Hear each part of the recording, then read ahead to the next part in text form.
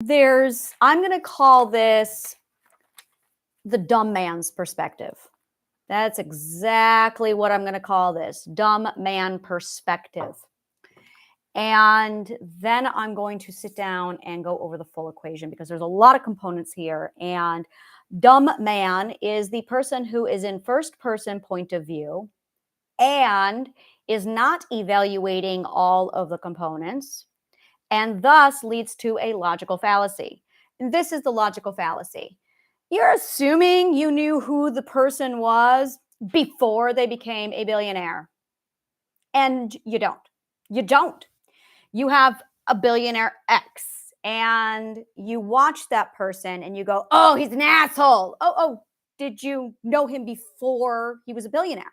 And in truth of the matter is we don't. We don't know these people before they became a billionaire. We assume because we relate to them that they were nice like us.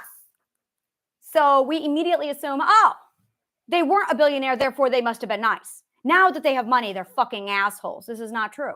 You have no data from before they were a billionaire because they were not publicized or famous before being a billionaire. Assholes are assholes, whether or not they have money. Now, the asshole factor, the asshole factor is one I'm very, very familiar with. The asshole factor has a lot of variables to it. This is an equation that I love to calculate, the asshole factor. A lot of people think I'm an asshole. I don't give a shit.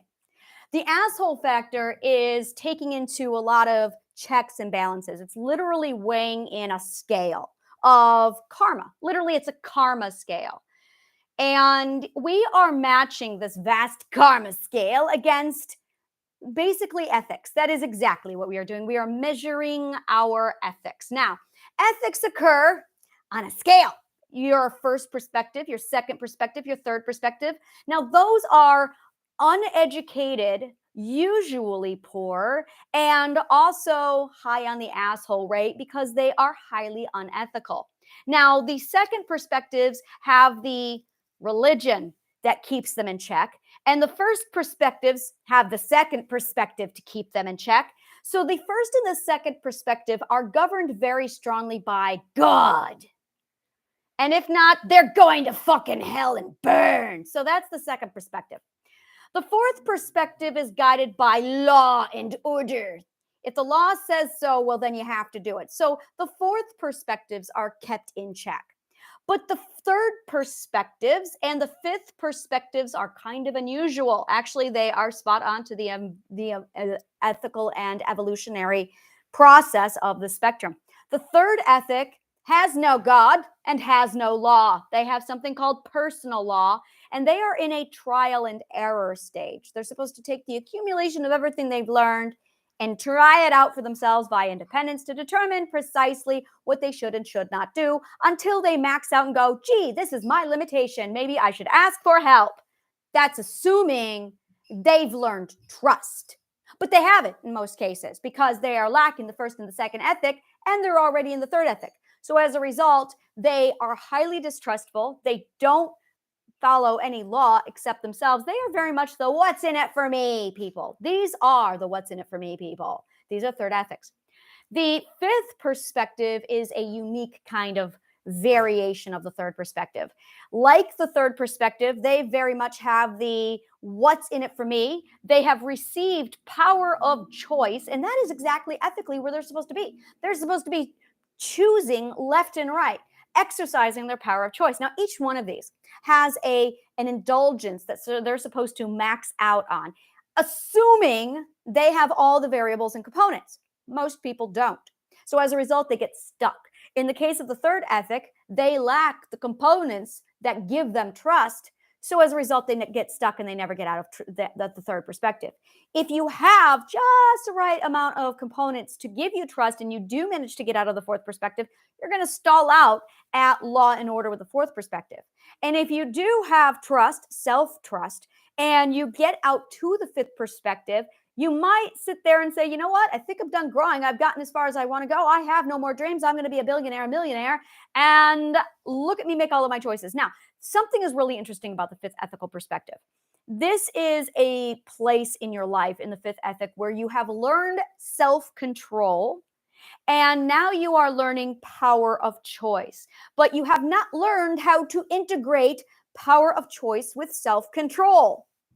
So what you end up with is a lot of fifth perspectives who are indulging on power without exercising any self-control, because you don't do that until the sixth ethic after you learn accountability. Now, if you manage to figure out, we're going to call it the money equation. If you get lucky and figure out the money equation, you could be like Trump at the third ethical perspective, and you could learn the money equation, or you could learn the money equation at the fifth ethical perspective, or you could learn it at the fourth. But if you figure out the money equation before you reach sixth ethical perspective, you're going to be a fucking asshole, regardless. But guess what? Everybody, for the most part, who is under fifth perspective is a fucking asshole, because you lack ethics. So unless you are first, second, guided by a God who keeps you in check, or a fourth perspective who is guiding you to make sure you are abiding by the law, there's a good chance you are going to have more asshole trait than not asshole. Throw in there the money equation, and now you're looking at a third or a fifth perspective who has money. Now, ironically, the first and seconds believe that money is evil. So you don't see a lot of second perspectives going out and pursuing money, because God says that's not healthy. So as a result, you get a first and second perspectives who are broke. A lot of first and second perspectives are broke. You are not, if second and first perspectives got money, they would be giving it away because their God said so, according to their churches. So this is why you don't see a lot of first and second perspectives with money. Same thing with the fourth perspective. They view that there is it's not right or it's not ethical to have money. Therefore, you don't see a lot of fourth perspectives having money either. But the third and the fifth have learned to finally break away from that. And I want to remind you, this is not, oh, they're assholes, they're bad people. They are growing. And this is just part of evolutional development. We all were third perspective at one point. We all have been fifth perspective. We all have been fourth and first and second. We all are at different points during this equation. Some of us just happen to get a lot of fucking money when you get to certain points of these. So it's not the money that makes you an asshole. It's the ethics or the lack thereof that makes you an asshole. Now, the ratio of asshole to kindness is, again, 100% governed by your ethics. Everybody fucks up in the third and the fifth ethic. They are not nice periods of anybody's life. You know that part of your life where you look back and you just can't stand yourself and you go, wow, I was a fucking asshole. I had to change. Well, good for you. You evolved from the third ethic. And then later you may have evolved from the fifth ethic. So now you're in the sixth ethic. And now you're looking back going, God, billionaires are assholes. Well, guess what? People in the third and the fifth ethics are assholes. So this is really a huge thing where when you start to categorize people without the full equation, well, this is what I call the dumb man's equation, is because they are taking information that's absolutely irrelevant to the full equation. And they're making illogical fallacies without all of the variables accounted for. And then when they see these things, this is another way I put this is the fourth perspective comprehension gap. Because the fourth perspective comprehension gap is a summation of you don't have the 12 ethical stages of knowledge embedded into your system to comprehend human behavior. And as a result, a lot of people are making a lot of false assumptions, a lot of false conclusions, because they lack a huge, massive component, which is the 12 ethical stages of perspective growth. Once you get these 12 ethical stages with their full comprehension of how they work inside of you, suddenly it's, oh, they're not assholes. They're in the third and fifth ethic. They just happen to figure out the money equation at that point. Somebody who's in the 12th ethic or the 10th ethic is going to be a very ethical billionaire. And those people do very much exist. Keanu Reeves is an ethical, famous, and wealthy person. And he is significantly ethical. He is what is his net worth, by the way? I'm curious. Is he a billionaire yet? And people love to rat on rich people, but really, let me see if I can't figure out his net worth. Net worth. Figure out. It's not exactly a mystery. Okay, so he is $380 million. That is Keanu Reeves' net worth. And he is one of the most ethical people. He is a prime example of, by the way, he is like seventh, eighth perspective. So money has absolutely nothing to do with a person's ethics. It really doesn't. And the reason why we have these blaring red lights that go off when we see billionaire and asshole is because that's what people want to hear, because it reinforces their validity. So then you feel like you're right. So then you keep reading the fucking magazine that published that shit. So you keep buying the consumer ad. That is why. Because it's what people want to hear. So people will keep reading and getting that validation of, oh yeah, I was right. I need to keep buying this magazine because they agree with me. So they're going to publish whatever the fuck you want to hear to stroke your ego, so you keep giving them money. Like I said, dumb man equation. So when you really start to take in the money equation and you really start to make that separate, like, okay, let's take a look statistically at the amount of ratio. First of all, we really, this is really interesting. I love discussing the asshole because I am huge with business and I love money, and I'm fucking ethical. My ethics are off the chart. I'm sitting here building this company. This is one of my favorite things. I have over 1,300 videos. My entire program is free. I still have people telling me that I'm a money digger. And I'm just like, are you fucking kidding me? The amount of hours I have put into this program for free for people to get their own mental healing for free at my financial expense. And I went hungry for 6 months while doing so, but I'm a money digger. It's like, are you fucking kidding me? So now I'm at a point where I did reach my 1,300 video and I went, okay, I have a lot of fucking free stuff. It's all over my YouTube channel. It's over my podcast. It's over my blog. 100% of my program is accessible for free if you do the digging. It's there. Now I'm in the stage where I said, I'm done being generous. Now I'm going to package it nicely. So now we're doing custom packages. We're making it look pretty. We're bringing in editors to cut this all up and make it look fancy and shit. I am still producing videos explaining shit like this. And I'm still being called a money digger. And I'm like, are you fucking kidding me? And and I'll tell you who's doing that. Narcissists. They want fucking free handouts. And I caught on to that because I have a wonderful group of people who follow me, and they are fucking amazing. And they recognize how much I've given and the work I've done. And in addition to this, and this is the other thing, is I'm currently putting together a program where I literally, here you go. I am making the AIDNS in my program free for homeless people. And I'm currently in the process of putting this into not just homeless shelters, but I'm actually wanting to build facilities where the homeless can go in. They will get full washing facilities, food, and education free of charge right there. This is one of the programs I'm putting up, is the AIDNS homeless. The other thing that I am doing is the AIDNS for students. And this is where I'm looking to put it inside every school in America for free. So that when they start, literally when teachers say, I want the adaptable plug-in educational version for the students, absolutely 100% free across the United States. So I have that aspect. And then the other one that I am looking at doing is also, well, there is also the alma mater, where we're going to be doing a humanitarian thing where we're basically doing $15,000 per person on the board. And those people get to vote on which humanitarian cause we're going to fix. And the $15,000 per person goes towards that cause, and we invest it and we build it and we make it happen. So it's like literally like world peace for philanthropists coming together. It's like uniting philanthropists. Yeah, philanthropists united. I like that word. I think I'm going to use it. Philanthropists united.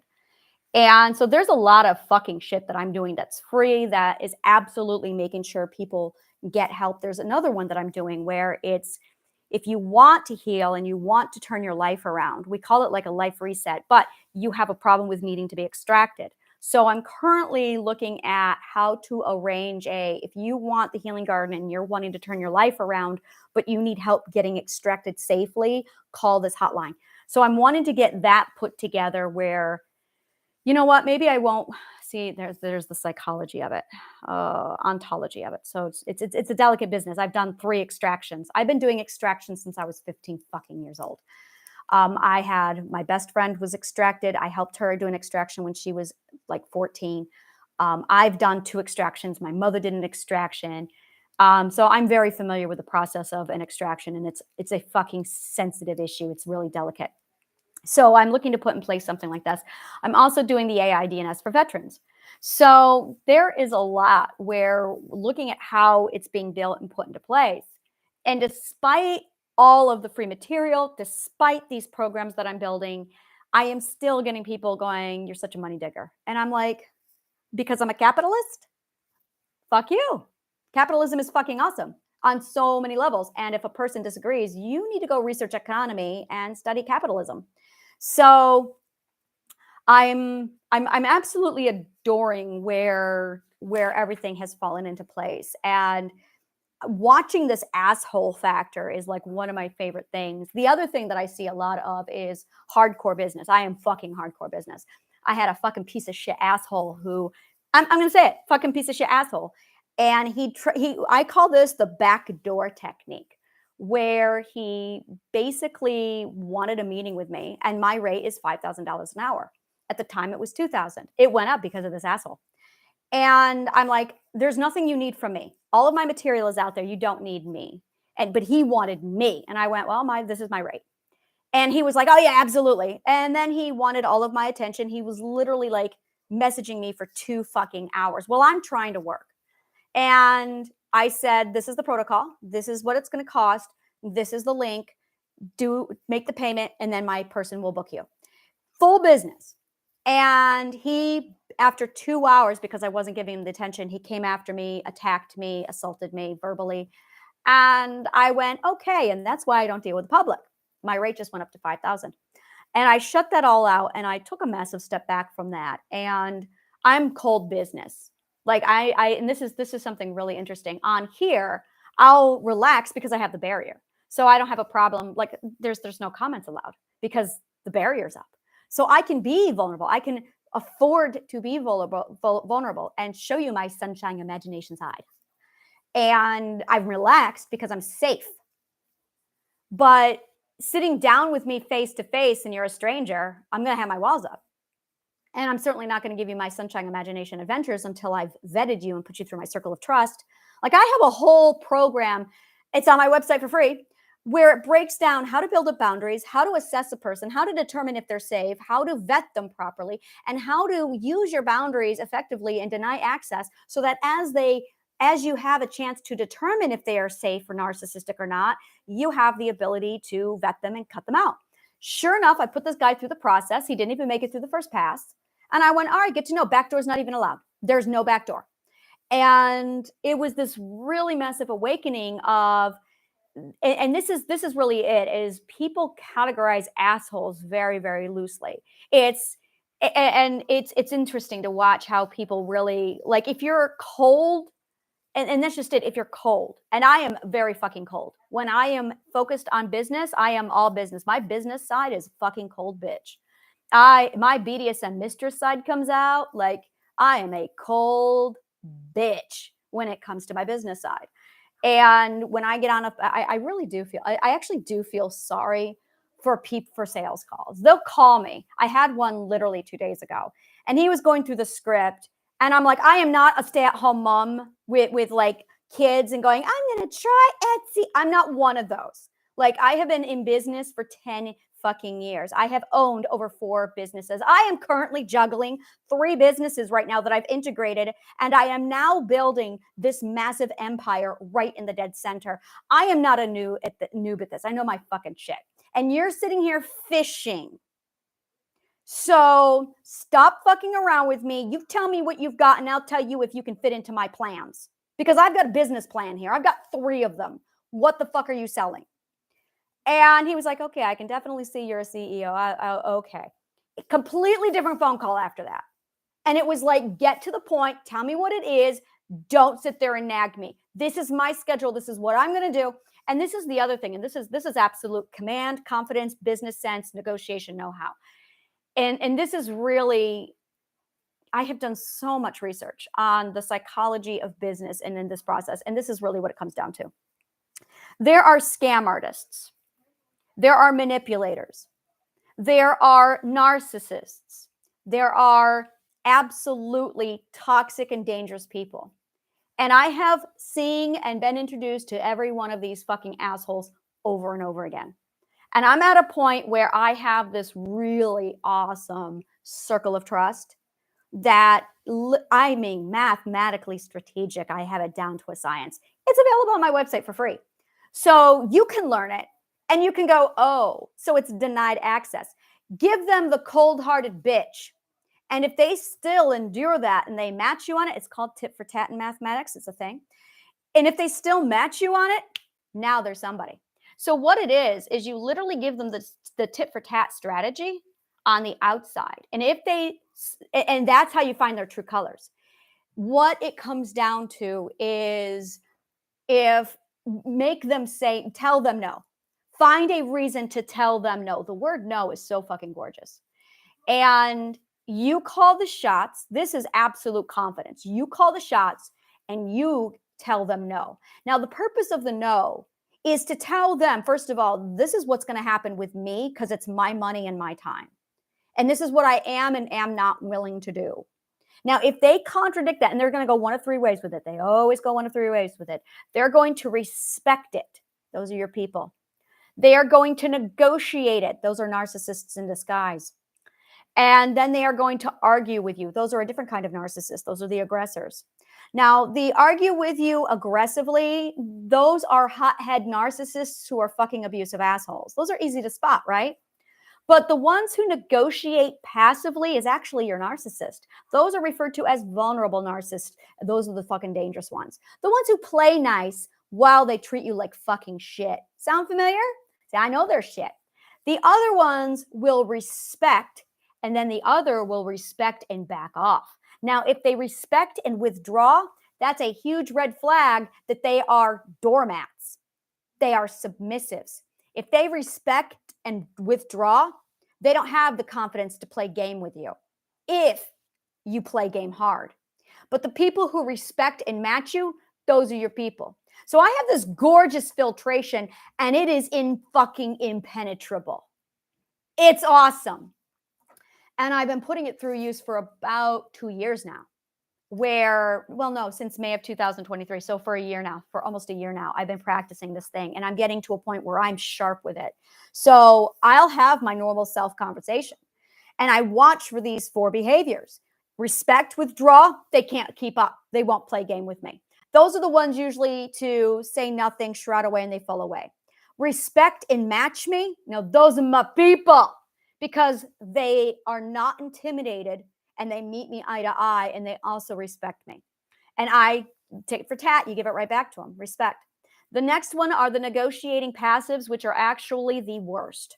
These are the fucking worst. We'll come back to those. And that angry aggressor. The angry aggressor is an easy red flag because you know that they're a fucking asshole. They don't hide it. You know that they are abusive pieces of shit.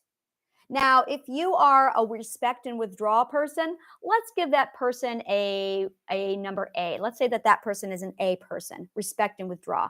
And the arguing aggressive is a C person. A's and C's actually end up together a lot. A's and C's are always together. Oh my God, A's and C's are like codependent. And the reason why A's respect and withdraw is because usually they've been exposed to a C. So then you've got the respect, and what the respect and match you, that is called secure attachment style. I'll unveil this here. The first one is actually your avoidant, and your aggressor is C, and your borderline personality narcissist is your negotiative passive aggressive, and that is your narcissist full blown. Again, they are the worst. And the reason why they are the worst is because they act like a victim. They act like they're an invalid. They appear real nice and they're apologizing and they want to be really respectful while they stab you in the back. So that's your negotiative passive. The thing is, when you give a boundary, if they're negotiating, they're not respecting the boundary. And that's what a lot of people don't recognize. They are so, and this is really the hardcore truth of it. You get distracted by nice. Don't let nice distract you. And that's really the tell. Do not let nice distract you. And nice can be nice. It can be wounded. It can be, if you're sweet, like it's a red flag. If you're quiet, if you're apologetic, it's a fucking, it's a mask. Because if they're arguing while being nice, they're actually not compliant because they're arguing. So they will mask their arguing and their abuse with niceties. And a lot of people get distracted by the nice. They hear the tone, they see the feebleness. I remember my ex, he was, God, grandiose narcissist, fucking big, 6'1" tall man, huge fucking asshole. And he had no problems terrorizing children, literally, under multiple occasions and publicly in certain situations. Fucking abusive monster. And I watched him literally shrink like he was small, hobbling around on crutches, going, I don't know what you're talking about, playing complete ignorance. And everyone who knows the narcissist goes, oh, I know that fucking shit. I know, right? I know, right? So don't let nice, absolutely do not let nice fool you. Do not let nice distract you. That's the red herring. And that's what a lot of people do not see. I have a whole course that I do. Again, it's free. It's here on my YouTube channel called Abuse Proof You. It's also on the Healing Garden, and it's on my unimagination.com. And it breaks down abuse proof yourself so that when you take this course, when you walk away from it, you know your fucking shit. You know what to look for. You know how they get to you. And we look at the asshole factor, and we live in a culture where people cannot recognize actual assholes. There is hardcore business, there is the actual asshole, and then there's the narcissist. And it's really fascinating to watch. You know, the other thing that I've noticed is a lot of people, a lot of the billionaires, millionaires that people do respect are the teacher ones, the educator ones. And Warren Buffett, like I said, I love his work. I absolutely adore his work. And he's one of those people where, yeah, I absolutely love his work. So it's really fascinating to me to see how people categorize all these different groups and categories. And I have people who are like, oh, I have often been mistaken as a doormat. And I'm like, yeah, I have been way too fucked up to no, I don't do that. I'm hardened. And I used to be a debt collector for 5 fucking years. And I was an ethical debt collector. I really was. I would not play by their fucking garbage rules. And then I went into another company. I quit after 2 months because they wanted me to break law. And I'm like, do you have any idea what the FDCPA is? And they're like, well, yeah, but you know, the company says this. Your company is asking to break law. I wouldn't do it. I wouldn't touch it. So I am huge on ethical business. It's one of the things that I am absolutely aggressive about. I love my people. So it's a ratio. There's nothing wrong with wanting money. There's absolutely nothing wrong with wanting profit. It's fucking healthy. It means that you're skilled at breeding numbers. That's what it means. It means that you have a good, solid mental health balance. If you're poor, that's your mental health speaking. Like that's a red flag. That is a red flag. Now, let me put it to you this way. Unless you've literally chosen it, as in you have had the option to be wealthy and why would you ever choose? This is something that baffles me, where people go, well, I don't want that much money. What would I ever do with it? Help people? You know, and that's it right there. I would never want that much money. What would I do with it? Well, that tells me you're a fucking asshole. Or you're that clueless as far as how economy can help people. Because you give me $5 billion. Oh, I got plans. I'm building a school. I am building homeless shelters. Well, not shelters. I have plans. I'm planning on revamping the entire correctional facility in the entire country. Like, what? And it's not the money. The money is a tool. This is such a huge, huge thing. Is when a person says, oh, what would I do with it? You're a selfish fucking asshole. That's what it means. It means that you could be given billions and you can't imagine a way that it would help others. Then there's other people who are like, I would give it away. okay, you're on the right track, but then you're going to run out and then you're not going to have any more money to help other people. So they're on the right track, but they're ignorant about how it works. So, and it's really fascinating. I love watching it, like money can really, what would you do with $1 billion? And the people who say, I would go on all these trips. And well, those tell me they're very materialistic and they're not thinking about others, which tells me they're anywhere between the first and the fifth ethic. That puts it. If you are somebody who would spend all of your money, you're between the first and the fifth ethic. This could actually be a screening question in my application. Very easy. What would you do with $1 billion? And then there's people who would say, give it all away. Well, that tells me you're a sixth. Right there. If you're going to give all away all your money, you're a sixth ethical perspective. That is the, I'm going to be a martyr and completely self-sacrifice myself and give all of my money away because I don't want it and I want to help others. Great, but you have not learned yet self-value, which is what comes in at the sixth perspective. So then the next one is the people who I have no idea. And the reason why they have no idea is ignorance. They're highly uneducated, which puts them now between the first and the fourth perspective. Because if they were the fifth perspective, they would know what to do with it. But I have no idea tells me that they are most likely a first, second, or third perspective. They would not help people. I really want to say they're almost first because if they don't know, that is a first perspective who has no identity, which is why they're a first perspective. They would not help people. They have no idea how money works.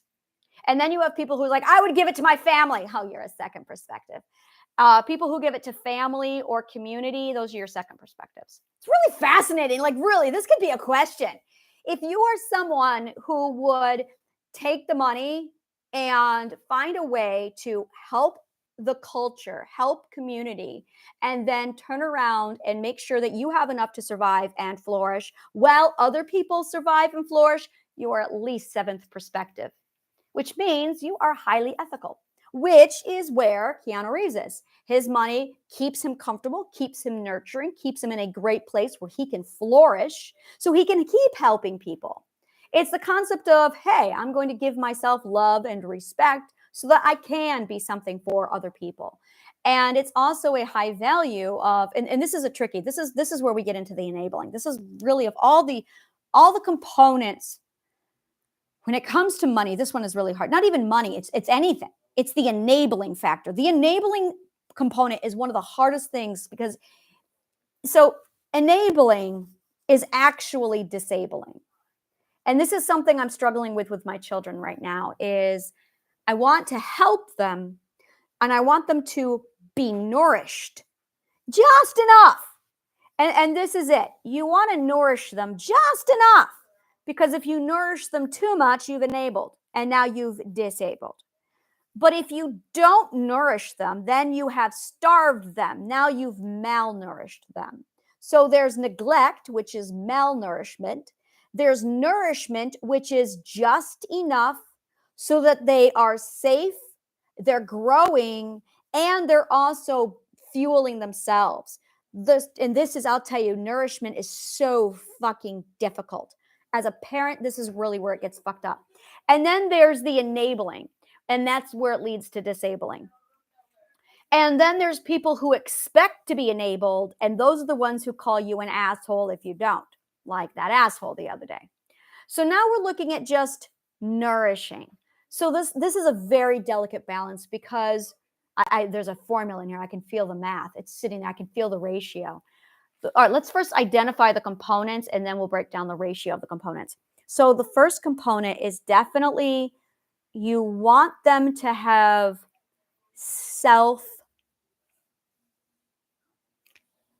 you want them to do it themselves. You want them to have, let's call it self-nurturing. You want them to do it themselves. So they need confidence. They need freedom of choice. Keeps coming back to that choice. And you want to encourage, you want to inspire. And that's really it. Inspire. That's what you need. Oh, and I know how to do that. You need a mimic. So set an example. So you need to set an example. And then that inspires them. And then that inspiration, and then you encourage them. But you don't do it for them. You just set an example. and then they mimic it with inspire and encourage. And then you give them the freedom to choose. This is where free will really comes in. Freedom to choose. And then they're off. They got the momentum and they're set. And I would give them a little bit of set instruction. And this is where you want to, and this is the delicacy. This is parenting. This is it right here. So it's set an example. Let your role model, let your example inspire them and encourage them. Encourage them like, yeah, you go and do it too. Go ahead. Yeah, you can do whatever you want. Freedom of choice. And what you really want to do is emphasize, I'll love you regardless. You'll have a place to love. You'll have a place to belong, but do what you want. And this is something I do with my children. It's a do what you want. Do what you love. Do what makes you happy. Those are the rules in my house. Do what you want. Do what you love. Do what makes you happy. Time is not a factor. Tradition is fucking garbage in my house. Don't you dare tell me, well, this is how it's done. There is no how it's done in my house. You make your own path. If you want to go a traditional route, that's okay, but it had better align with what you want, love, and happiness. So that's really it. And they have full belonging, and they have full security. They have full love and safety no matter what. So they have unconditional love, unconditional belonging, and they know that. And then they have full freedom to choose without a time limit. So that's it. If your child is not mimicking you, you're not spending enough time with them. Bottom line. And this is where I think the disconnect is coming, is the parent is off working all day, and the kid, let's say 20-year-old dude, is sitting at home playing video games, but you're off working. That's not setting an example, because they are not watching you work. And that you're just not spending any time with them. And in most cases like that, when you do spend time with them, you're probably lecturing the child, telling them, why the fuck aren't you doing it? Oh God, my dad used to do that to me. And we see that a lot, where when they do finally spend time with them, it's not pleasant. It's, I fucking hate you, and I'm going to tell you everything I hate about you. And that's really what a lot of parents do, is they try and motivate through lecture and threat. And that's not the point. You want a connection. Oh, see, we're back to the communication again. You want a connection. Oh, we're right back to that again. And that is where it all falls apart. That is it right there. The economics of human connection. I've been knitting like a lot, and my hands are killing me today.